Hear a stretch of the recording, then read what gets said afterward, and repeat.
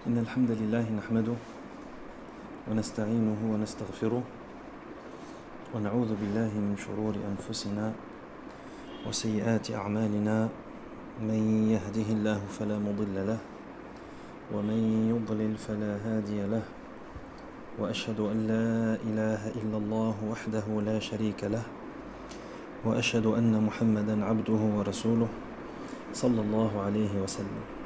أما بعد فإن أصدق الحديث كتاب الله وخير الهدي هدي محمد صلى الله عليه وسلم وشر الأمور محدثاتها وكل محدثة بدعة وكل بدعة ضلالة وكل ضلالة في النار.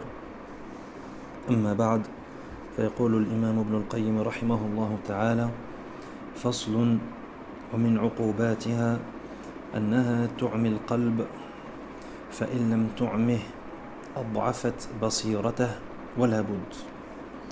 L'imam Ibn al-Qayyim rahimahullah dit que parmi les autres conséquences néfastes et les méfaits des péchés, il y a le fait que les péchés ils vont aveugler le cœur, et s'ils ne l'aveuglent pas, ils vont affaiblir sa clairvoyance. Il dit rahimahullah: وقد تقدم بيان أنها تضعفه ولا بد فإذا عمي القلب وضعف فاته من معرفة الهدى وقوته على تنفيذه في نفسه وفي غيره بحسب ضعف بصيرته وقوته. Il dit rahimahullah, ça c'est quelque chose qui a déjà été expliqué précédemment. On avait déjà vu ce chapitre. L'imam Ibn al-Qayyim rahimahullah, il nous avait déjà expliqué, il avait déjà détaillé le fait que les péchés, ça affaiblit la clairvoyance du croyant. Ça veut dire qu'il ne voit plus les choses claires. Il ne voit plus les choses claires, pas de manière matérielle. C'est-à-dire c'est pas il voit le vert rouge et le jaune vert, etc. Non, mais le bien et le mal, c'est plus clair pour lui. Sa clairvoyance, elle, s'affaiblit. Il dit ça, c'est quelque chose qui a déjà été expliqué précédemment. Il dit: فإذا عمي القلب وضعف فاته من معرفة الهدى وقوته على تنفيذه في نفسه وفي غيره بحسب ضعف بصيرته وقوته. Il dit donc, lorsque le cœur il est aveuglé et qu'il est affaibli, donc soit il est aveuglé, soit il est affaibli, donc il n'est pas complètement aveugle, il dit il ne peut connaître la guidée et il est trop faible pour l'appliquer à lui-même et à autrui, et ce en fonction de la faiblesse de sa clairvoyance et de sa force. Donc au plus la clairvoyance du cœur elle va s'affaiblir à cause des péchés et des actes de désobéissance, et au plus la force du cœur va s'affaiblir, donc au moins le croyant il pourra connaître la guidée. Au moins il dit ma'rifatul huda. Au plus les péchés vont augmenter, au plus sa clairvoyance va s'affaiblir. Et si la clairvoyance elle s'affaiblit, il ne peut plus faire la distinction entre le bien et le mal. Ça veut dire qu'il ne pourra plus connaître la guidée, il ne pourra pas connaître le bon chemin. Pourquoi? Parce qu'il ne voit pas clair. Donc il ne pourra pas connaître le chemin de la guidée, de même que sa force qui lui permet de mettre en pratique ce bien, que ce soit sur lui ou sur autrui, il dit cette force elle va également s'affaiblir, elle va diminuer. Donc les péchés, non seulement ça affaiblit la clairvoyance, si bien que le croyant, si bien que la personne, le serviteur, il voit plus les choses claires, il sait plus il est où le bien, c'est pas clair pour lui, le bien devient le mal et le mal devient le bien, et c'est ambigu, etc. Et en plus de ça, il ne peut pas mettre en pratique le bien. Pourquoi? Parce que sa force elle diminue. C'est-à-dire que même s'il connaît le bien, il ne pourra pas le mettre en pratique, comme ça avait été expliqué au cours précédent. On a besoin de connaître le bien, de faire la distinction entre le bien et le mal, de connaître le bon chemin, mais ça ne suffit pas. Après, on a besoin d'une deuxième chose, qui est le fait de mettre en pratique et le fait d'emprunter le chemin du bien et de s'écarter du mal. Donc le fait de préférer le bien au mal. Parce que tu peux savoir que ce chemin c'est le bien et l'autre c'est le mal, mais malgré ça, tu ne prends pas le chemin du bien, mais tu prends le chemin du mal, en connaissance de cause. Et en sachant pertinemment que tu es dans le mal. Toi, tu sais que tu n'es pas dans le bon chemin, mais tu n'arrives pas à prendre le bon chemin. Pourquoi? Est-ce que c'est un problème de connaissance. Ce n'est pas un problème de connaissance parce que tu sais que tu es dans le mauvais chemin. Mais c'est un problème de rushd et de azima. C'est un problème de guider, c'est un problème de détermination, c'est un problème de force. Tu n'as pas la force nécessaire pour le faire. Ça ne veut pas dire que tu n'es pas capable. Non, tu en es capable. Parce qu'Allah Azza wa Jal ne t'ordonne pas quelque chose que tu n'es pas capable d'accomplir. Mais tu n'as pas la détermination, tu n'as pas la volonté nécessaire pour le faire. Nas'Allah al-afiyata wa salam. Il dit rahimahullah فإن الكمال الإنساني مداره على أصلين معرفة الحق من الباطل وإيثاره عليه. Et c'est ça qui va résumer ici l'imam Ibn al-Qayyim rahimahullah. Il dit car effectivement al-kamal al-insani, la perfection chez l'être humain, et le fait que l'être humain il soit complet et parfait, ça tourne autour de deux choses. Ça tourne autour de deux axes. Premièrement, ma'rifatul haqqi min al-batil. Premièrement, distinguer le vrai du faux. C'est la première chose à faire si tu veux atteindre la perfection et l'excellence. Première chose à faire, connaître le bien du faux. Thumma itharuhu alayhi. Mais ça suffit pas. Parce que le fait de connaître, le fait de savoir, ça suffit pas. C'est pour ça qu'il dit, et ensuite, itharuhu alayhi. Après que tu aies distingué le bien du faux et que tu sais très bien où se trouve le bien et où se trouve le faux, et que tu as mis chaque chose à sa place et que tout est clair devant toi, la carte, elle est claire, le nord il est au nord, le sud il est au sud, l'est est à l'est et l'ouest est à l'ouest. Quand tout ça c'est clair pour toi, tu as besoin d'un deuxième tawfiq d'Allah subhanahu wa ta'ala, qui est le fait que tu dois préférer le bien au mal, que tu vas préférer le bien au mal, que tu vas mettre en pratique ce bien et que tu vas t'écarter du mal. Donc ça, ce sont les deux axes autour desquels va tourner la perfection de l'être humain. L'être humain il a besoin de ces deux choses dans toute sa vie. Savoir et ensuite mettre en pratique. Il dit وَمَا تَفَاوَتَتْ مَنَازِلُ الْخَلْقِ عِنْدَ اللَّهِ فِي الدُّنْيَا وَالْآخِرَةِ إِلَّا بِقَدْرِ تَفَاوُتِ مَنَازِلِهِمْ فِي هَذَيْنِ الْأَمْرَيْنِ وهما اللذان أثنى الله سبحانه على أنبيائه بهما في قوله واذكر عبادنا إبراهيم وإسحاق ويعقوب أولي الأيدي والأبصار. فالأيدي القوى في تنفيذ الحق والأبصار البصائر في الدين. فوصفهم بكمال إدراك الحق وكمال تنفيذه. Ensuite il dit rahimahullah que après avoir expliqué les deux axes sur lesquels tourne la perfection de l'être humain, sur lesquels se base la perfection chez l'être humain, il dit que les gens, leur rang, leur mérite, il va varier en fonction de ces deux choses. Donc ces deux piliers fondamentaux, ça va déterminer le rang de tout un chacun. C'est-à-dire toi, moi, n'importe qui, si on veut connaître notre rang et notre mérite, il faut qu'on se pose la question de savoir où est-ce que j'en suis moi par rapport au fait de connaître le bien du mal. La cartographie de la religion, du bien, du mal, etc. Où est-ce que j'en suis par rapport à ça? Est-ce que c'est clair pour moi? Est-ce que la connaissance que j'ai, elle est correcte, elle est authentique? Ou bien est-ce que je pense connaître les choses, mais en réalité je suis à côté de la plaque? Ça c'est un autre problème qui est encore plus grave. Ça, et deuxièmement, est-ce que lorsque je sais que ça c'est du bien, je le fais? Et est-ce que lorsque je sais que telle chose c'est un mal, je m'en écarte? Et sur base de ça, chaque personne aura un rang et un mérite auprès d'Allah subhanahu wa ta'ala. C'est pour ça qu'il dit les degrés divers des gens auprès d'Allah en ce bas monde et dans l'au-delà sont fonction de leur rang en ces deux choses, c'est-à-dire connaître et mettre en pratique.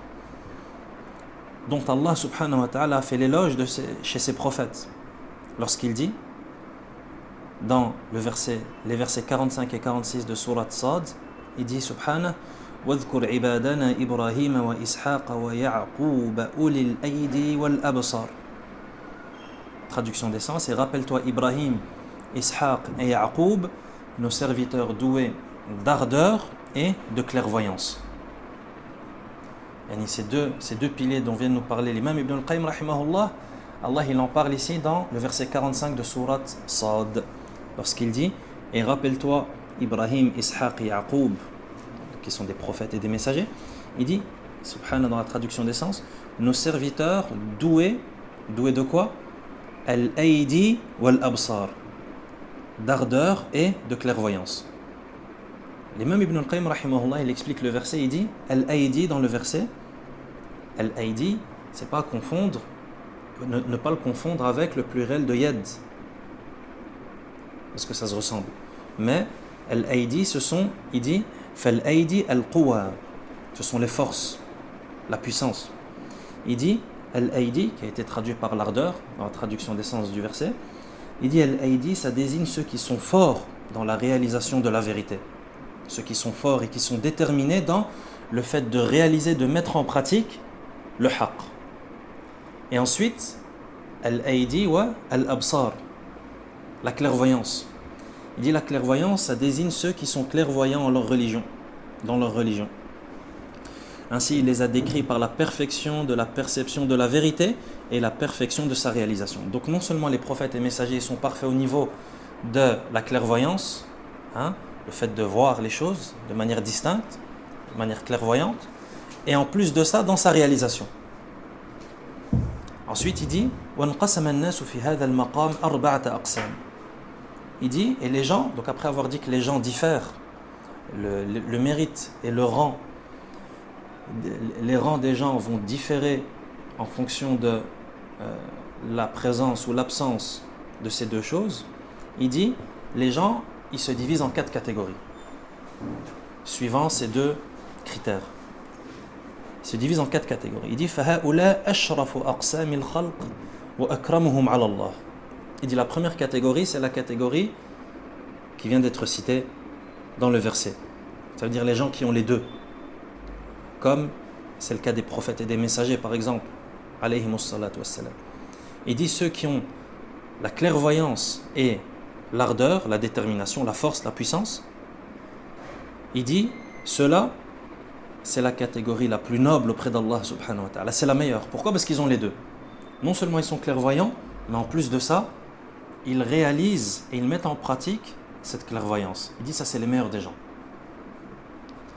La deuxième catégorie, il dit, rahimahullah, al-qismu al-thani, aksu ha'ula, la basirata fi ad-din, wa la quwwata ala tanfidh al-haqq. Wa hum aktharu hadha al-khalq alladhina ru'yatuhum qadha al-uyun, wa humma al-arwah, wa suqmu al-qulub, yudayyiquna ad-diyar, wa yughluna al-as'ar, wa la yustafadu bi suhbatihim illa al-'ar wa ash-shanar. Il dit la deuxième catégorie, c'est l'inverse. Ça veut dire les gens qui ont ni clairvoyance, ni ardeur et détermination dans la réalisation de cette clairvoyance. Ils n'ont pas les deux. Il dit, rahimahullah, cette deuxième catégorie, c'est donc l'opposé. Ceux qui ne sont dotés d'aucune clairvoyance dans la religion et d'aucune force dans la réalisation de la vérité. Il dit, et ces gens-là, ce sont ceux qui sont le plus nombreux. Ce sont ceux qui sont les plus nombreux. Les gens qui ont ni l'un ni l'autre, c'est pas une minorité, mais c'est une majorité. Ce sont les gens les plus nombreux. T'imagines? Il dit وهم أكثر هذا الخلق الذين رؤيتهم قذى العيون. Ces gens qui les voir, c'est difficile. قذى العيون. وحم الأرواح. Il dit, ces gens-là, c'est la fièvre des esprits. Ces gens-là, c'est la fièvre des esprits. وسقم القلوب. Et c'est la maladie des cœurs. يضيقون الديار. Il dit, ces gens, ils encombrent les habitations, ils encombrent les demeures. ويغلون الأسعار. Et ils font monter les prix. ولا يستفاد بصحبتهم إلا العار والشنار. Et ces gens-là, leur compagnie n'amène que déshonneur et scandale. Comment est-ce que l'imam Ibn al-Qayyim rahimahullah, il décrit ces gens, qu'Allah subhanahu wa ta'ala nous garde d'en faire partie et nous préserve de cette catégorie. Et en résumé, ces gens-là, ils servent à rien. Et au contraire, que du mal. Il dit ru'yatum qadha al-uyun. Ces gens-là, rien que les voir, c'est difficile. Quand tu les vois, tu as du mal.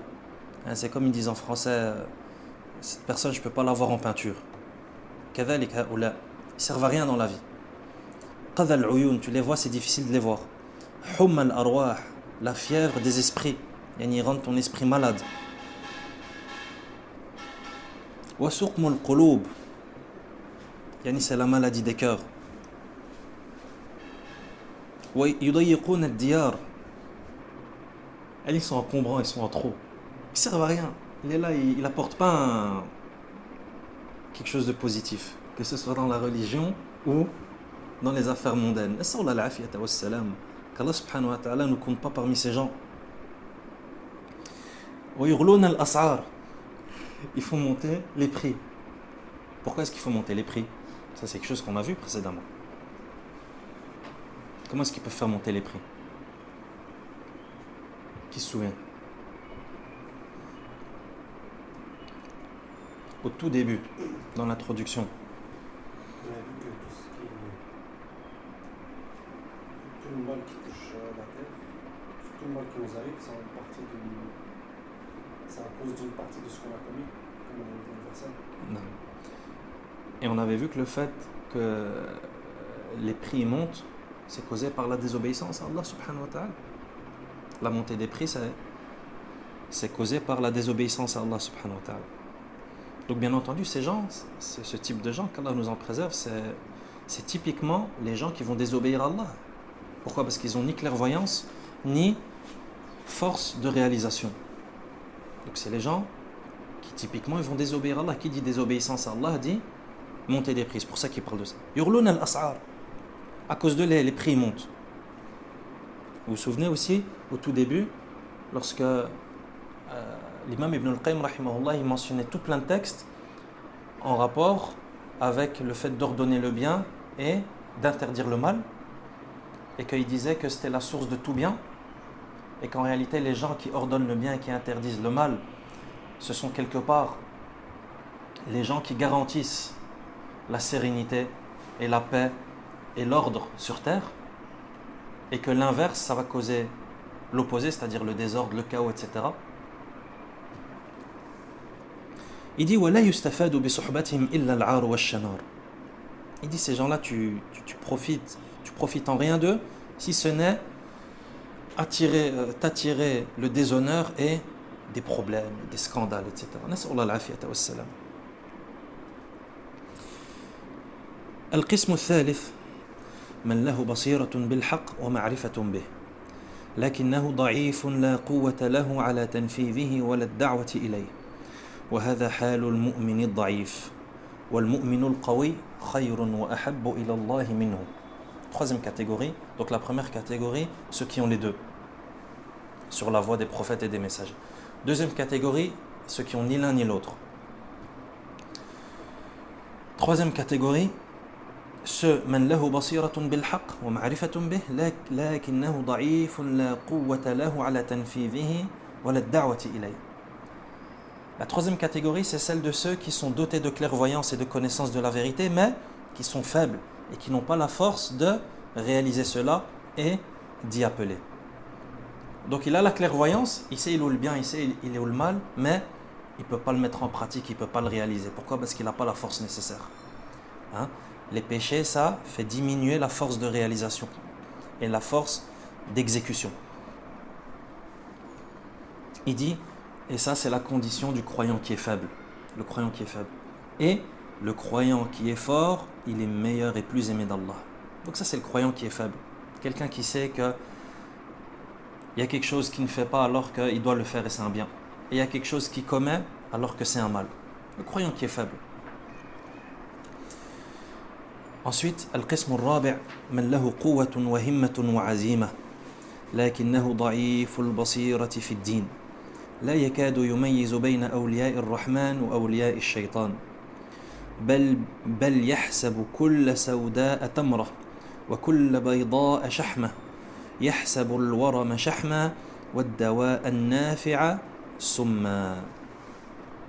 Il dit la quatrième catégorie, c'est ceux qui ont la force de réalisation mais pas la clairvoyance. Il dit rahimahullah, la quatrième catégorie c'est celle de ceux qui sont dotés de force, al-quwwa wal-himma, d'une ambition, wal-azima, et de détermination. Il dit mais ils ont une faible clairvoyance dans la religion. Pratiquement incapables de distinguer les alliés du miséricordieux et les alliés du shaitan. Leur clairvoyance elle est tellement faible qu'ils n'arrivent même pas à distinguer, à faire la différence entre les alliés d'Allah et les alliés du shaitan. Et pour lui, l'allié du shaitan c'est l'allié d'Allah et l'allié d'Allah c'est l'allié du shaitan. Les choses sont très très ambiguës pour lui. Il dit, pensant que toute noirceur est une date. Et dès qu'il voit quelque chose de noir par terre, il dit c'est une date. Que toute blancheur c'est un morceau de gras. Et ils prennent la tuméfaction pour un morceau de gras. La tuméfaction, il y a les enflements qui ont lieu dans le corps dû à une pathologie. Et il voit qu'il y a quelque chose qui gonfle dans son corps. Au lieu que chez lui ça sonne la sonnette d'alarme et que c'est peut-être quelque chose de grave, une tuméfaction, etc. Non, pour lui c'est juste un morceau de gras. Et le remède utile pour un poison. Et il voit le remède utile, un bon médicament devant lui, et lui il dit non, ça c'est du poison. Et tout ça pour dire que chez lui le mal est devenu le bien, et le bien est devenu le mal. Alors bien entendu, cette quatrième catégorie, c'est une catégorie qui est très, très délicate et qui cause beaucoup de problèmes. Pourquoi ? Parce que c'est typiquement le genre de catégorie auquel on a assisté ces dernières années avec tous les troubles qui sont passés au Moyen-Orient, avec Daesh, etc. La plupart des gens qui ont rejoint ces endroits du monde pour participer à ces troubles et à ces scènes de chaos, la plupart des gens qui partaient, c'était qui ? Des jeunes. Et la plupart de ces jeunes, lorsque tu voyais, tu parlais avec eux ou tu les connaissais, de base, c'était des gens qui ne voulaient pas forcément le mal. C'était des gens qui voulaient faire le bien, etc. Mais le problème, c'est qu'ils sont tombés sur des shayatines. Ils sont tombés sur des démons qui ne les ont pas pris au bon endroit. Là, on est typiquement dans ce genre d'exemple. Ça veut dire, toi, tu es déterminé, tu as de la force, mais tu n'as pas de clairvoyance. Ce type de personnes sont très très vulnérables. Pourquoi ? Parce qu'ils sont déterminés. Il dit, moi je suis avec toi, qu'est-ce que tu veux faire ? Ce que tu veux, je suis avec toi, je suis à tes ordres. Où vous allez, prenez-moi avec moi. Embarquez-moi avec vous. Le mesquin, il ne sait pas que les gens qui l'embarquent avec lui, ça va se terminer dans des situations chaotiques. Et c'est ce qui s'est passé avec les troubles en rapport avec Daesh, etc. Des jeunes qui voulaient dans leur tête faire le bien, mais qui malheureusement ont été endoctrinés et qui, au lieu de faire du bien, se sont retrouvés à faire du mal, à tuer des gens, à tuer des âmes innocentes, à voler des biens qui ne leur appartenaient pas, à violer des femmes, etc. D'où l'importance d'avoir les deux. Alhamdulillah, tu as de l'ambition, tu es déterminé à faire le bien, tu sens que Allah il a mis en toi une force à faire le bien, assure-toi que tu fasses le bien. C'est pas parce que tu es déterminé et que tu es ambitieux que ça suffit, non, il faut avoir la clairvoyance. Assure-toi que là ce que tu vas faire c'est le bon chemin et que tu es dans le chemin d'Allah et pas dans les sentiers du shaitan. Il dit وَلَيْسَ فِي هَؤُلَاءِ مَنْ يَصْلُحُ لِلْإِمَامَةِ فِي الدِّينِ وَلَا هُوَ مَوْضِعًا لَهَا سِوَى الْقِسْمِ الْأَوَّلِ قال تعالى وَجَعَلْنَا مِنْهُمْ أَئِمَّةً يَهْدُونَ بِأَمْرِنَا لَمَّا صَبَرُوا وَكَانُوا بِآيَاتِنَا يُوقِنُونَ فأخبر سبحانه أن بالصبر واليقين نالوا الإمامة في الدين. Il dit dans ces quatre catégories qui viennent d'être citées, il dit il n'y en a aucune d'entre elles ne convient à ce qu'on appelle al-imama, c'est-à-dire le fait d'être un imam, le fait d'être un guide, sauf la première catégorie. Donc la première catégorie c'est la seule qui convient dans al-imama, le fait d'être imam. Allah Azza wa Jal dit dans le verset 24 de sourate As-Sajda وَجَعَلْنَا مِنْهُمْ أَئِمَّةً يَهْدُونَ بِأَمْرِنَا لَمَّا صَبَرُوا وَكَانُوا بِآيَاتِنَا يُوقِنُونَ. Dans la traduction des sens, et nous avons élu parmi eux des guides, وَجَعَلْنَا مِنْهُمْ أَئِمَّةً. Nous avons élu parmi eux des guides qui dirigeaient par notre ordre aussi longtemps qu'ils enduraient et croyaient fermement en nos versets. L'imam Ibn al-Qayyim rahimahullah, il dit que Allah, dans ce verset, il nous informe que c'est par la patience et la certitude qu'ils sont parvenus au rang de guide. Parce qu'Allah, dans le verset, il dit وَجَعَلْنَا مِنْهُمْ أَئِمَّةً يَهْدُونَ بِأَمْرِنَا لَمَّا صَبَرُوا وَكَانُوا بِآيَاتِنَا يُوقِنُونَ. Donc c'est avec la patience et avec la certitude que s'obtient le statut de guide en religion.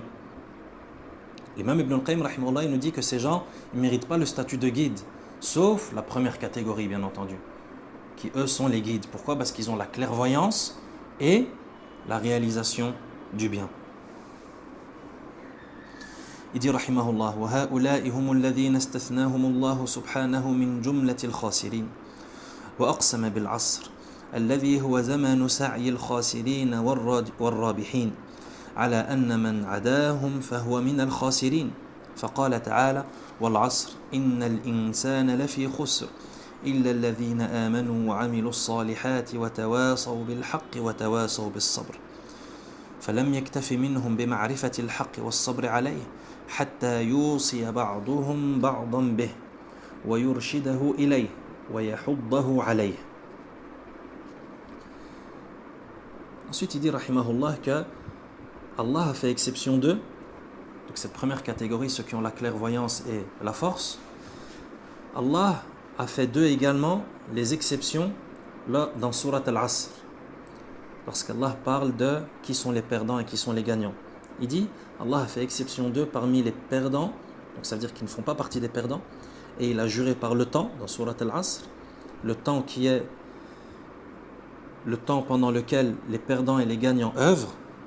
Il a juré par le temps que tous ceux en dehors d'eux comptent parmi les perdants. Ça veut dire que dans Surat Al-Asr, Allah il jure par le temps que toutes les personnes qui ne font pas telle et telle chose comptent parmi les perdants. L'imam Ibn al-Qayyim rahimahullah, il dit que ces gens qui sont des exceptions dans Surat Al-Asr, donc qui ne font pas partie des perdants, il dit c'est également cette catégorie. Ceux qui ont la clairvoyance et la réalisation du bien, la force, l'ambition, etc.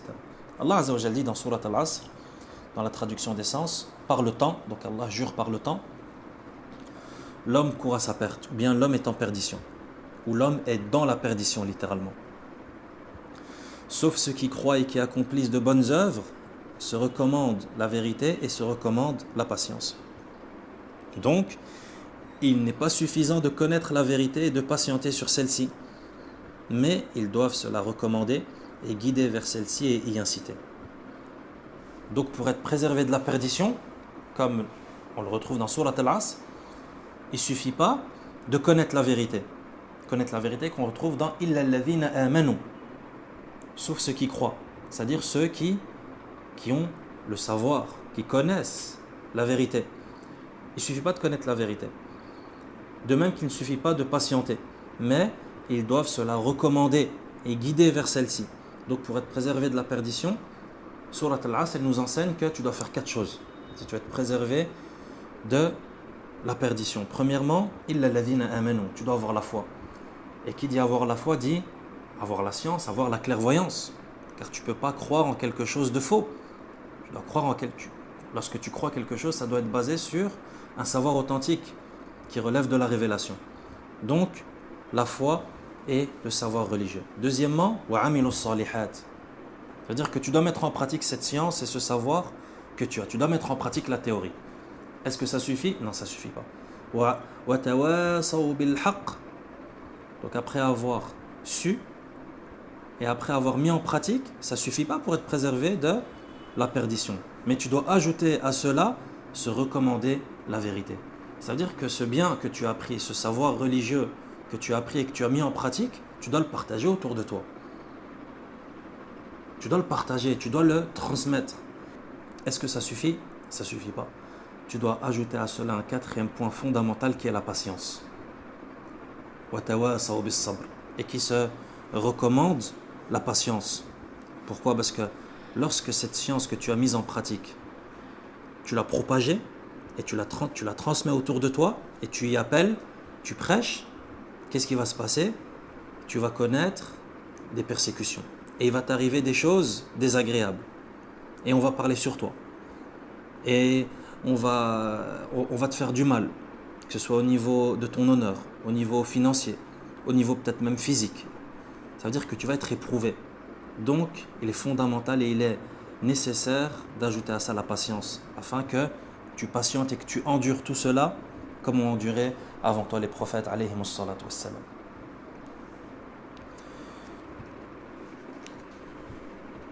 Il dit rahimahullah: وإذا كان من عدا هؤلاء خاسرا فمعلوم أن المعاصي والذنوب تعمي بصيرة القلب فلا يدرك الحق كما ينبغي وتضعف قوته وعزيمته فلا يصبر عليه بل قد تتوارد على القلب حتى ينعكس إدراكه كما ينعكس سيره فيدرك الباطل حقا والحق باطلا فيدرك الباطل حقا والحق باطلا والمعروف منكرا والمنكر معروفا فينتكس في سيره ويرجع عن سفره إلى الله والدار الآخرة إلى سفره إلى مستقر النفوس المبطلة التي رضيت بالحياة الدنيا واطمأنت بها وغفلت عن الله وآياته وتركت الاستعداد للقائه ولو لم يكن في عقوبة الذنوب إلا هذه العقوبة وحدها لكانت كافية داعية إلى تركها والبعد منها والله المستعان. Il dit rahimahullah. Donc ceux qui ne mettent pas en pratique ces 4 choses qui sont mentionnées dans Surat Al-Asr, si ces gens-là ce sont des perdants, il est donc bien connu et il est logique que les péchés et les actes de désobéissance aveuglent la clairvoyance du cœur. Le cœur qui ne va plus saisir la vérité comme il se doit. Donc les péchés et les actes de désobéissance, ils vont causer un affaiblissement de la clairvoyance. Mais pas seulement. Il dit, sa force et sa détermination faiblissent. Et ainsi, il ne patiente plus sur celle-ci. Donc regarde comment est-ce que les péchés et les actes de désobéissance t'empêchent de mettre en pratique les 4 conditions nécessaires afin de ne pas être un perdant, comme cela est dit dans Surat Al-Asr. Les péchés, les péchés vont t'empêcher de connaître. Donc d'avoir la première condition. Ils vont t'empêcher de mettre en pratique. Pourquoi ? Parce que tu n'auras plus de force. Ça veut dire que même si tu sais que ça c'est le bien, tu ne vas pas le faire. Et même si tu sais que ça c'est le mal, tu vas le faire. Tu n'as plus de force. Si tu n'as plus de force pour mettre en pratique, tu n'as également plus de force pour patienter, etc., etc. Il dit sa force et sa détermination faiblissent. Et ainsi, il ne patiente plus sur celle-ci. Plus encore, les péchés peuvent se succéder et s'entasser les uns sur les autres, sur le cœur, jusqu'à ce que sa perception s'inverse. Et ce n'est plus la clairvoyance qui s'affaiblit, mais là, il y a carrément une inversion. C'est-à-dire le bien devient le mal et le mal devient le bien, etc. Il dit, jusqu'à ce que sa perception, sa façon de voir les choses, elle s'inverse, elle se retourne. De la même manière que son cheminement se retourne. Donc au lieu d'aller vers Allah, il prend le chemin inverse, le chemin de l'enfer, le chemin du shaitan, etc. Son cheminement et son itinéraire, il s'inverse. Toi, tu allais à telle ville, mais le GPS, il a fait l'itinéraire inverse. Ça veut dire le départ est devenu l'arrivée et l'arrivée est devenue le départ. Ainsi, il perçoit le faux comme étant la vérité, et la vérité comme étant le faux, le bien comme étant le mal, et le mal comme étant le bien. Ainsi, il chute dans son cheminement et revient de son voyage. Et toi, tu voyageais vers Allah subhanahu wa ta'ala, le paradis, ce voyage, il s'annule, et ça devient l'inverse. Il dit, il chute dans son cheminement et revient de son voyage vers Allah et l'au-delà pour l'immobilisme. C'est-à-dire, au lieu de voyager vers Allah, tu deviens quelqu'un d'immobile. L'immobilisme des âmes mensongères qui se suffisent de la vie d'ici-bas et se détournent d'Allah et de ses signes. Et toi, au lieu de voyager vers Allah, tu restes dans ce bas monde et tu te contentes de ce bas monde et tu te dis, moi de toute façon, alhamdoulilah, je vis bien, je mange, je bois, je travaille, j'ai ma petite famille, ça me suffit. Alors que tu voyageais vers Allah subhanahu wa ta'ala et le paradis. Avant tu cherchais le paradis, mais à cause des péchés, c'est l'effet inverse qui s'est passé. Ça veut dire la personne dit, moi de toute façon, alhamdoulilah, tout va bien pour moi, je travaille, je subviens aux besoins de mes proches, et je vis ma vie d'ici-bas, et tout va bien comme ça. il n'est plus intéressé par le paradis, il n'est plus intéressé par Allah, il ne se sent plus menacé de l'enfer. Et le fait de se préserver, de se protéger du châtiment d'Allah, c'est plus quelque chose d'important pour lui. Il dit, sans se préparer pour sa rencontre, pour la rencontre d'Allah. C'est plus important le fait de se préparer pour la tombe, le fait de se préparer, le fait de préparer le grand jour où tu vas te tenir devant Allah, le jour où tu vas te tenir devant ton Seigneur et qui va te demander des comptes. C'est plus important de se préparer pour ce jour-là, pour ce grand rendez-vous. Mais le plus important, c'est je vis au jour le jour. Le plus important, c'est ce bas monde. Le plus important, c'est comment est-ce que je vais payer mon loyer, comment est-ce que je vais rembourser mes dettes, comment est-ce que je vais faire pour aller dans tel pays pendant les vacances d'été, comment est-ce que je vais faire pour me payer cette nouvelle paire de chaussures, comment est-ce que je vais faire pour me payer cette nouvelle voiture. C'est ça le plus important. La vie d'ici-bas, c'est devenu sa principale préoccupation.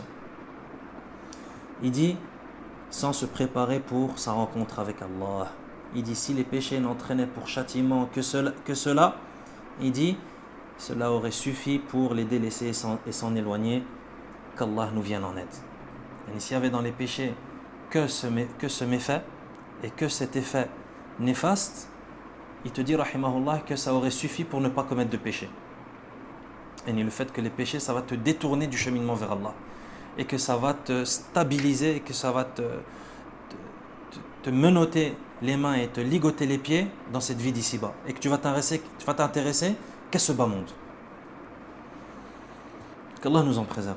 Il dit, rahimahullah, وَهَذَا كَمَا أَنَّ الطَّاعَةَ تُنَوِّرُ الْقَلْبِ وَتَجْلُوهُ وَتَسْقُلُهُ وَتُقَوِّيهُ وَتُثَبِّتُهُ حتى يصير كالمرآة المجلوة في جلائها وصفائها ويمتلئ نورا فإذا دنا الشيطان منه أصابه من نوره ما يصيب مسترق السمع من الشهب الثواقب فالشيطان يفرق من هذا القلب أشد من فرق الذئب من الأسد حتى إن صاحبه لا يصرع الشيطان فيخر صريعا فيجتمع عليه الشياطين فيقول بعضهم لبعض ما شأنه فيقال أصابه إنسي وبه نظرة من الإنس فيا نظرة من قلب حر منور يكاد لها الشيطان بالنور يحرق. Il continue rahimahullah et il dit, donc après avoir parlé du fait que les péchés, les actes de désobéissance, ça affaiblit la clairvoyance et ça aveugle le cœur, etc., il dit, de la même manière que les péchés et les actes de désobéissance ont tel effet, il dit, les actes d'obéissance, ça va avoir l'effet inverse. Ça veut dire que ça va illuminer le cœur. Obéir à Allah, ça illumine le cœur. Et ça l'éclaire. Et ça le polit. Il y a du verbe polir. Ça le lustre. Ça l'astique. Ça le nettoie. Ça le renforce. Et ça affermit le cœur. Au point qu'il devienne comme un miroir poli. Dans sa brillance et dans sa limpidité. Et comment est-ce que tu fais pour te voir dans un miroir ? Qu'est-ce qui fait qu'un miroir fonctionne bien ? C'est-à-dire que tu vois ton reflet dedans.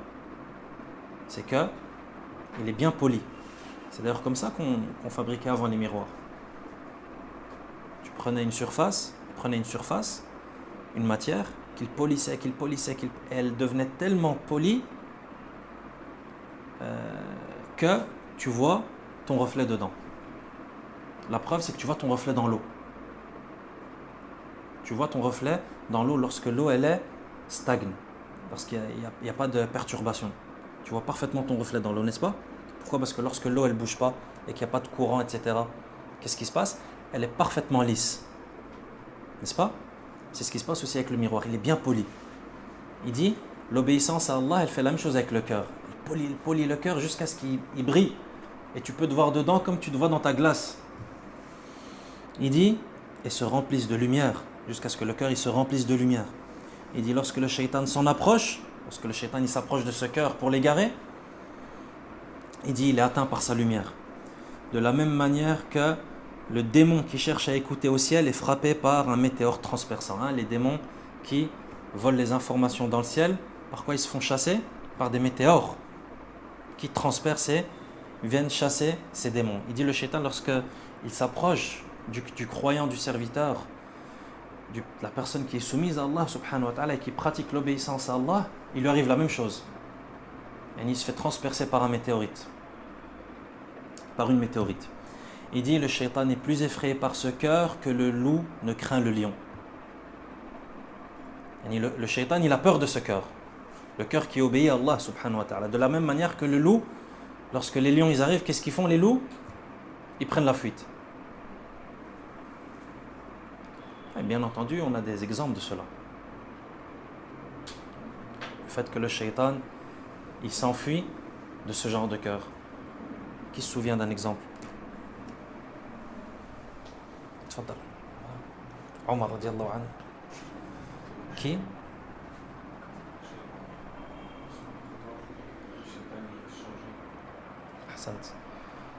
Omar radiallahu anhu, qui lorsqu'il empruntait un chemin, le shaitan en empruntait un autre.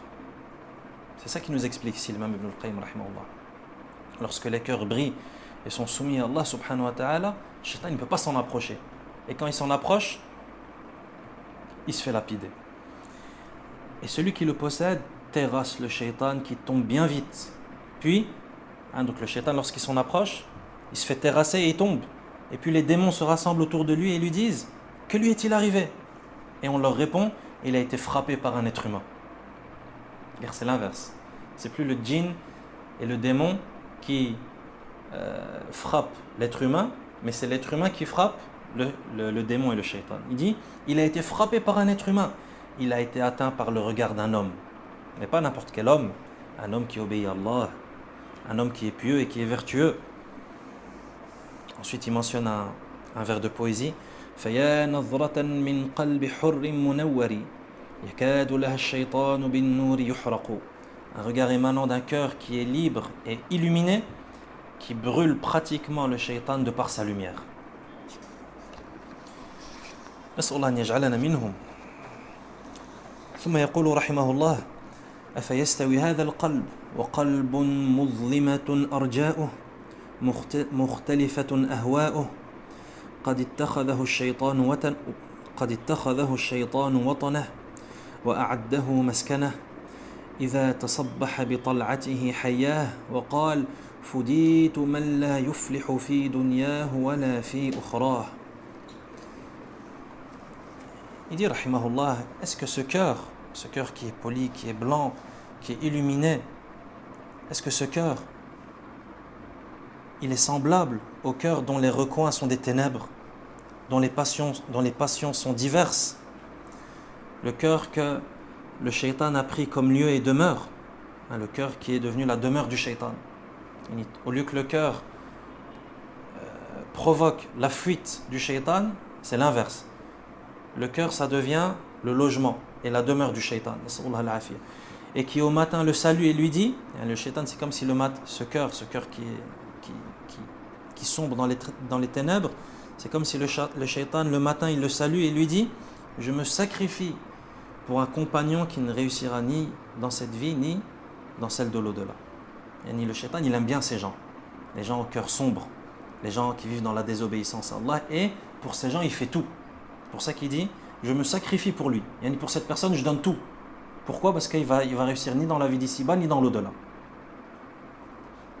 Ensuite, il mentionne deux vers de poésie. قرينك في الدنيا وفي الحشر بعدها فأنت قرين لي بكل مكان فإن كنت في دار الشقاء فإنني وأنت جميعا في شقا وهوان. Il est ton compagnon en cette vie et après la résurrection. فأنت قرين لي بكل مكان. Et tu es mon compagnon en tout lieu. فإن كنت في دار الشقاء فإنني وأنت جميعا في شقا وهوان. Et si tu es dans la demeure du malheur, toi et moi sommes ensemble dans la demeure et le déshonneur. Ensuite, l'imam Ibn al-Qayyim rahimahullah mentionne les versets 36 à 39 de Surat Az-Zukhruf.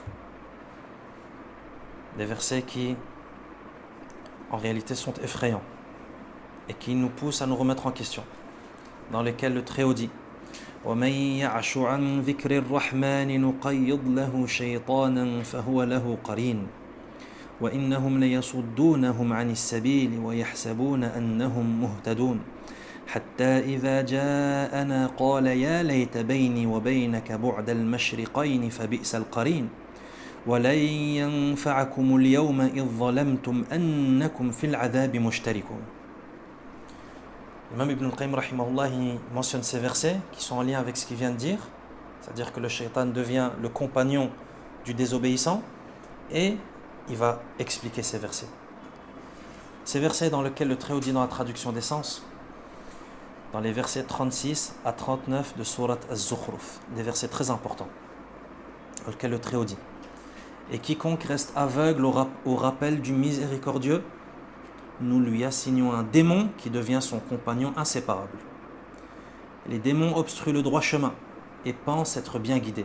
Les démons obstruent, coupent le droit chemin et pensent être bien guidés, jusqu'à ce que l'homme parvienne à nous et dise à son démon: si seulement il y avait entre toi et moi la distance entre les deux orients. Quel mauvais compagnon tu es. Ensuite, et en ce jour, il ne vous profitera en rien, après avoir transgressé ici-bas, d'être associé dans le châtiment. Fin de verset. L'imam Ibn al-Qayyim rahimahullah nous explique ces versets et dit: فأخبر سبحانه أن من عشى عن ذكره وهو كتابه الذي أنزله على رسوله فأعرض عنه وعمي عنه وعشت بصيرته عن فهمه وتدبره ومعرفة مراد الله منه قيض الله له شيطانا عقوبة له بإعراضه عن كتابه فهو قرينه الذي لا يفارقه في الإقامة ولا في المسير ومولاه وعشيره الذي هو بئس المولى وبئس العشير. Il dit rahimahullah qu'Allah nous informe dans ce verset que celui qui reste aveugle face au rappel d'Allah, et le rappel d'Allah, il dit, c'est le livre qu'il a révélé à son prophète sallallahu alayhi wa sallam. Donc celui qui reste aveugle face au rappel d'Allah, fa'a'rada anhu, et qui s'en détourne, qui se détourne du rappel, wa amiya anhu, et qui fait preuve de cécité, et il est aveugle, c'est comme s'il ne le voyait pas. وعشت بصيرته عن فهمه وتدبره ومعرفة مراد الله منه. De même que sa clairvoyance par rapport à la compréhension, à la méditation et à la connaissance de ce qu'Allah veut lui dire, il dit la personne qui fait tout cela, Allah lui assigne un démon. Allah lui assigne un démon. Nuqayyid lahu shaytana. Allah va assigner un démon à cette personne comme un châtiment pour s'être détourné de son livre. C'est-à-dire le fait qu'Allah assigne un démon à cette personne, c'est un châtiment, c'est la punition, c'est la sanction au fait qu'il s'est détourné du rappel d'Allah. Et il est donc son compagnon qui ne le quitte jamais. Ce démon, jamais il quitte cette personne. Qu'il soit résident ou voyageur. Et il est son maître et son clan. Et quel mauvais maître et quel mauvais clan. Ensuite, il mentionne le vers de poésie d'un poète qui s'appelle Al-A'sha, qui dit: Radi'i libanin thadya ummin taqasama bi ashamadajin awdu la natafarraqu. Comme deux frères allaités par le sein d'une même mère. Deux frères, deux personnes qui ont allaité du même sein. Donc soit des frères de sang, soit des frères de lait, peu importe. Il dit comme deux frères qui ont allaité le sein d'une même mère et qui, dans la nuit noire, auraient fait le serment de ne plus jamais se quitter. De la même manière que ces deux frères se quittent jamais, ce démon ne quitte jamais cette personne qui se détourne du rappel d'Allah. Ensuite il dit, toujours dans l'explication des versets, ثم أخبر سبحانه أن الشيطان يصد قرينه ووليه عن سبيله الموصل إليه وإلى جنته ويحسب هذا الضال المصدود أنه على طريق هدى حتى إذا جاء القرينان يوم القيامة يقول أحدهما للآخر يا ليت بيني وبينك بعد المشرقين فبئس القرين كنت لي في الدنيا أضللتني عن الهدى بعد إذ جاءني وصددتني عن الحق وأغويتني حتى هلكت وبئس القرين أنت لي اليوم. Ensuite il dit rahimahullah que ensuite Allah nous informe dans la suite du verset que le shaitan il obstrue à son compagnon le chemin qui mène à Allah et à son paradis. Yani toi, il y a un démon qui t'a été assigné. Comment est-ce que tu vas faire pour arriver au paradis? Le démon il va te permettre de progresser et de cheminer vers le paradis, ou bien il va t'obstruer et il va se mettre entre toi et le paradis. Il dit, le shaitan, il obstrue à son compagnon auquel il a été assigné le chemin qui mène à Allah et à son paradis. Alors que cette personne qui est égarée pense qu'il est sur la voie de la guidée. Et lui, il se dirige vers l'enfer. Et il se dirige vers l'enfer et le chemin du paradis il est obstrué. Mais il pense aller vers le paradis. Comme la personne qui fait du mal. Et qui prend un chemin qui mène en enfer. Sans aucun doute. Et c'est clair. Mais lorsque tu lui parles, tu vois qu'il dit, mais moi je comprends pas ce que tu dis, moi ce que je fais c'est bien. Mais j'ai rien fait de mal. Mais regarde, il n'y a que ça, et ce n'est que de l'argent. Et mon objectif il est noble. Pourquoi ? Parce qu'il y a un shaitan qui obstrue le chemin de l'enfer, qui obstrue le chemin du paradis, et qui lui fait emprunter le chemin de l'enfer, et lui il pense prendre le chemin du... Et ça c'est la pire des choses qui puisse arriver. Ça c'est la pire chose qui puisse arriver à une personne. C'est qu'elle est sur le chemin de la perdition et de l'anéantissement, et du déshonneur, et de l'humiliation, et du châtiment éternel, et elle pense courir vers le paradis, pas seulement cheminer, elle pense s'envoler vers le paradis. Alors qu'il y a une autre situation qui est moins pire, qui est le fait de prendre un mauvais chemin, mais toi tu sais que tu es dans un mauvais chemin. Celui qui est sur un mauvais chemin et qui est dans un chemin d'égarement, mais qui sait qu'il est dans l'égarement, celui-là c'est plus simple pour lui de se repentir, et c'est plus simple pour lui de reprendre le bon chemin. Pourquoi ? Parce qu'il sait qu'il fait fausse route. Il fait fausse route par passion, par faiblesse, etc. Mais il sait qu'il fait fausse route. Lui, le chemin vers le repentir, c'est pas comme celui qui pense qu'il fait bonne route. Pourquoi ? Parce que celui qui fait fausse route alors qu'il pense qu'il fait bonne route, lui, il doit déjà prendre conscience. Et tu dois commencer par lui faire comprendre et par le convaincre qu'il fait fausse route.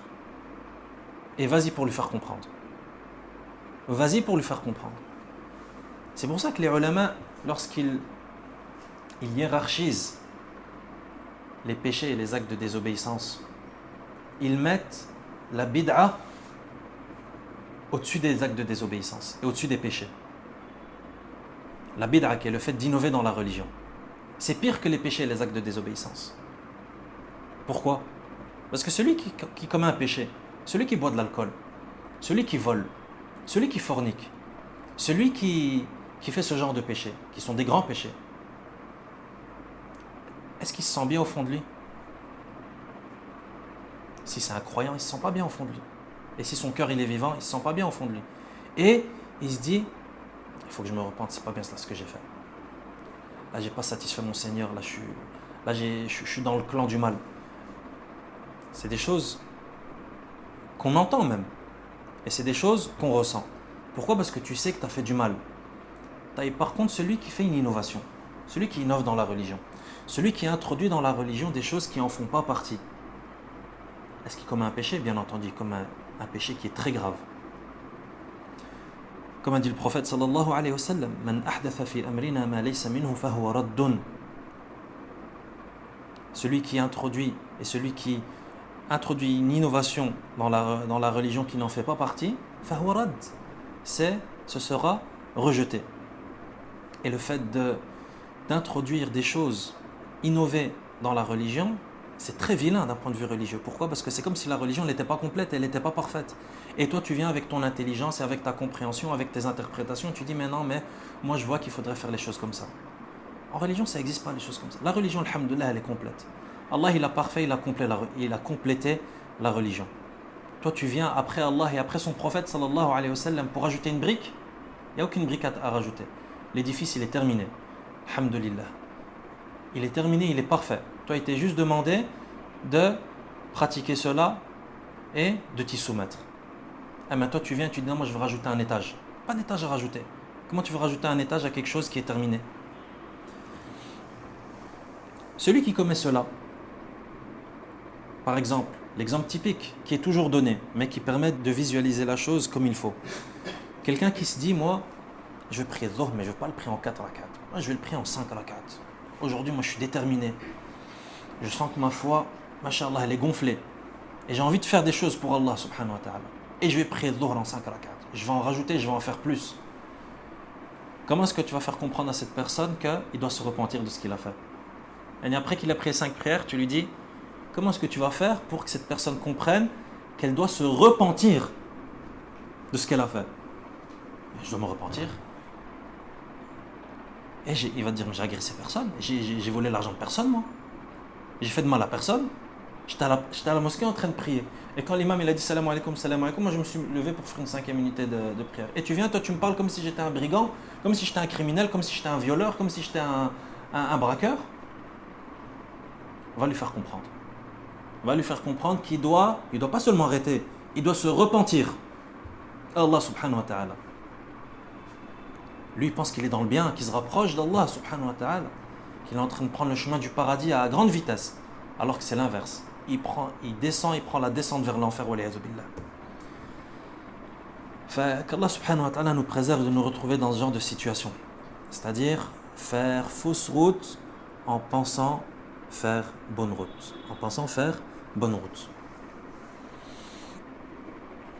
Il dit rahimahullah wa yahsabu hadha ad-dall al-masdud annahu ala tariq huda hatta idha jaa al-qarinan yawm al-qiyamah يقول أحدهما للآخر يا ليت بيني وبينك بعد المشرقين. Il dit, c'est égaré, il pense qu'il est sur la voie de la guidée, alors qu'il n'est pas sur la voie de la guidée. Il dit, et ceci jusqu'au jour de la résurrection. Et un des deux compagnons dira à l'autre, si seulement il y avait entre toi et moi la distance qui sépare les deux orients. Et regarde comment est-ce que le jour de la résurrection, les gens se désolidarisent mutuellement. Il dit, si seulement tu n'avais pas été mon compagnon, si seulement on ne s'était jamais connu, si seulement entre toi et moi il y a la distance qui est entre l'Orient et l'Occident. Il dit, si seulement il y avait entre toi et moi la distance qui sépare les deux Orients, quel mauvais compagnon tu es pour moi en ce bas monde. Tu m'as égaré de la guidée après qu'elle me soit parvenue. Tu m'as obstrué le chemin de la vérité et tu m'as fourvoyé, c'est-à-dire tu m'as fait dévier jusqu'à ce que je périsse. Et quel mauvais compagnon tu es pour moi aujourd'hui. Nas'alullah al-afiyata was-salam. ثم يقول ولما كان المصاب إذا شاركه غيره في مصيبته حصل بالتأسي نوع تخفيف وتسلية أخبر سبحانه أن هذا غير موجود وغير حاصل في حق المشتركين في العذاب وأن القرين لا يجد راحة ولا أدنى فرح بعذاب قرينه معه وإن كانت المصائب في الدنيا إذا عمت صارت مسلاة كما قالت الخنساء في أخيها صخر فلولا كثرة الباكين حولي على إخوانهم لقتلت نفسي وما يبكون مثل أخي ولكن أعزي النفس عنه بالتأسي فمنع الله سبحانه هذا القدر من الراحة على أهل النار فقال وَلَنْ يَنْفَعَكُمُ الْيَوْمَ إِذْ ظَلَمْتُمْ أَنَّكُمْ فِي الْعَذَابِ مُشْتَرِكُونَ. Ensuite, l'imam Ibn al-Qayyim rahimahullah explique la fin des versets et il dit que, et là c'est quelque chose d'extrêmement effrayant, extrêmement étrange aussi. Il dit, lorsque quelqu'un est associé à un malheur, cela entraîne une forme de réconfort, d'atténuation et de consolation chez toi. Ça veut dire quoi? Ça veut dire que toi, lorsque tu te retrouves dans un malheur, dans une calamité, tu souffres de quelque chose. Tu souffres psychologiquement, tu souffres physiquement, peu importe. Tu vis quelque chose de désagréable, un malheur, un mauvais épisode dans ta vie. Il dit, lorsque tu sais qu'il y a quelqu'un d'autre dans ta situation qui souffre comme toi, qu'est-ce que ça provoque chez toi? Une forme de consolation, une forme d'allègement de la souffrance. C'est comme ceux qui, à la fin de l'année, à l'école, lorsqu'ils vont voir les résultats et qu'ils voient qu'ils ont doublé. La première chose qu'ils font, c'est quoi? Qui a doublé avec moi? C'est vrai ou c'est pas vrai? Bien ceux qui ont des matières à repasser. Première chose qu'ils font, ils regardent chez leurs camarades et ils demandent à leurs amis, et toi? Comme ça, s'il y a quelqu'un qui double avec lui, ça va, khalas, alhamdoulilah, je ne suis pas le seul. C'est vrai ou pas? C'est des choses qui se disent ou pas? C'est des choses qu'on voit ou pas? Pourquoi? Parce que dans ce bas monde, c'est comme ça. C'est quelque chose qui est humain. Lorsque tu sais qu'il y a quelqu'un d'autre qui souffre de la même souffrance que toi, chez toi, ça va créer chez toi un sentiment de consolation et ça va atténuer un tout petit peu ta douleur. Ça ne veut pas dire qu'il faut espérer le mal pour les autres. Mais lorsque tu sais tout simplement que tu n'es pas le seul, par exemple, tu souffres d'une maladie. Une maladie qui est très dangereuse. qu'Allah nous en préserve tous et soigne et guérisse les musulmans.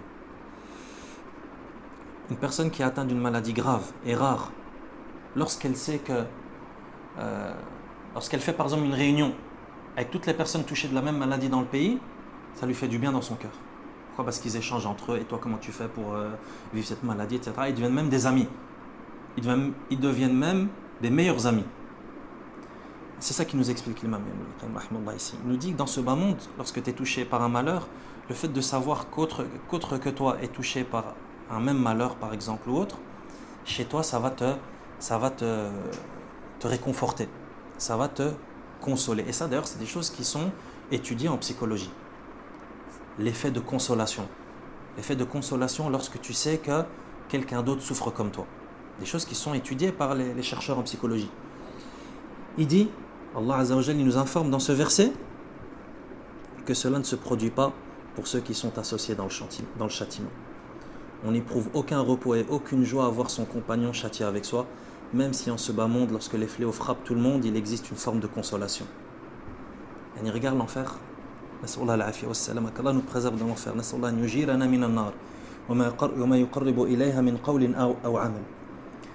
L'enfer qui est le châtiment le plus sévère et qui est la demeure des supplices et des souffrances et qui est la pire demeure qui soit. Tellement cette demeure, c'est la demeure du châtiment et des souffrances et des supplices, même ça a été annulé en enfer.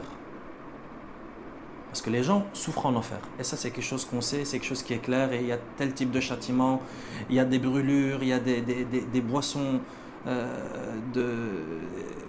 qui brûlent les corps, il y a des nourritures incroyables, etc. Donc ça, ce sont des souffrances et des supplices qu'on connaît et qu'on comprend.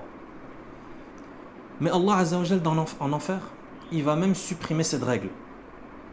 Ça veut dire que les gens qui sont châtiés ensemble en enfer, les voisins, il ne va pas voir, ah regarde, il y a quelqu'un qui souffre là-bas aussi comme moi, c'est bon. Ça n'existe plus en enfer. Même ça n'existe plus en enfer. Alors que toi, dans ce bas monde, tu connais peut-être le plus grand malheur qui soit. Les plus grandes douleurs qui existent dans ce bas monde. Que ce soit parlons des douleurs psychologiques par exemple. Les plus grandes douleurs dans ce bas monde. Comme le fait par exemple de perdre un proche. Ça fait partie des plus grandes douleurs psychologiques, n'est-ce pas? Quand tu perds un proche, mais qu'en même temps, il y a quelqu'un d'autre qui perd, peut-être vous allez vous consoler entre eux, vous allez vous réconforter. Et vous allez marcher ensemble et vous allez échanger. Ouais, moi aussi j'ai perdu ma mère. Et lui, ah ouais, moi aussi j'ai perdu ma mère, subhanallah, c'était en même temps. Ah ouais, toi aussi tel. Ah ouais, moi aussi c'était dans tel. Il y a un réconfort qui s'installe. En enfer, ça n'existe pas ça. Allah dans le verset, il dit quoi? Il dit وَلَن يَنْفَعَكُمُ الْيَوْمِ إِذْ ظَلَمْتُمْ أَنَّكُمْ فِي الْعَذَابِ مُشْتَرِكُونَ. En ce jour, c'est-à-dire le jour de l'enfer, il ne vous profitera en rien, après avoir transgressé, d'être associé dans le châtiment. Le fait que vous soyez associé dans le malheur et dans le châtiment, ça vous profitera en rien. Contrairement au bas monde.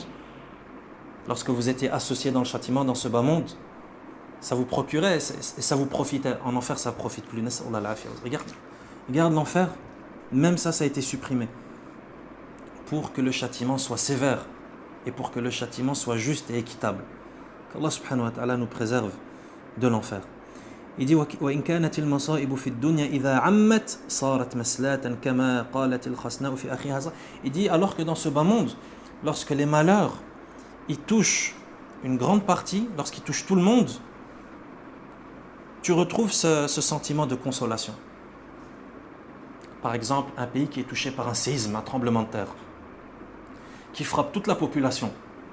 Bien sûr, il y a des souffrances, c'est difficile, il y a des douleurs, mais qu'est-ce qui se passe? Qu'est-ce que tu remarques? La population, elle se soude, et il y a de l'entraide, et il y a de la solidarité, et il cède. Ah viens, moi je peux te donner ça, moi j'ai du sucre, ah tiens, moi j'ai encore du sel, tiens, et viens, on va manger ensemble, et le village se rassemble, ils se rassemblent et ils mangent ensemble, et tout ça, ça procure du bien entre eux, et ça allège quelque peu leur souffrance. Ça n'existe pas en enfer. Et les gens de l'enfer, ils ne sont pas là entre eux, ah ouais, toi aussi, ah ben c'est bon, alhamdoulilah, c'est bon. Là, en enfer, c'est même l'inverse qui se produit. Ceux qui sont associés en enfer, ils se maudissent les uns les autres. Et imagine, c'est pire, c'est l'inverse qui se produit. Ils s'insultent, ils se maudissent les uns les autres, et ils disent non, c'est lui qui a fait, et rajoutez-lui en châtiment, etc. Donc le fait que les malheurs touchent une grande partie de la population, bien se généralisent, ça apporte un certain réconfort. Comme disait Al-Khansa lorsqu'elle a perdu son frère Sakhr, elle a dit ces vers de poésie: فَلَوْلَا كَثْرَةُ الْبَاكِينَ حَوْلِي عَلَى إِخْوَانِهِمْ لَقَتَلْتُ نَفْسِي وَمَا يَبْكُونَ مِثْلَ أَخِي وَلَكِنْ أُعَزِّي النَّفْسَ عَنْهُ بِالتَّأَسِّي. Elle disait radiallahu anha: si ce n'était le grand nombre autour de moi de ceux qui pleurent leur frère, je me serais suicidé. Donc elle a perdu son frère. Mais elle dit, s'il n'y avait pas beaucoup d'autres personnes qui pleurent également la perte de leur frère, je me serais suicidé. Il dit, pourtant ils ne pleurent pas de semblable à mon frère. C'est-à-dire, leurs frères qui ont péri, c'est pas comme mon frère Sakhr. Elle dit, mais de les voir pleurer ainsi, ça allège mon chagrin. C'est-à-dire, moi j'ai perdu Sakhr, et Sakhr il est meilleur que leurs frères à eux qui sont morts. Mais rien que le fait de les voir pleurer comme moi je pleure, ça allège mon chagrin. Ensuite il conclut, il dit donc Allah Azza wa Jalla a privé les habitants de l'enfer de ce peu de consolation. C'est pour ça qu'il dit, en ce jour il ne vous profitera en rien, après avoir transgressé, c'est-à-dire dans ce bas monde, d'être associé dans le châtiment. نسأل الله سبحانه وتعالى أن يجيرنا من النار وما يقرب إليها من قول وعمل ونسأل سبحانه وتعالى أن يرزقنا الجنة وما يقرب إليها من قول وعمل وصلى الله وسلم على نبينا محمد وعلى آله وأصحابه أجمعين والحمد لله رب العالمين.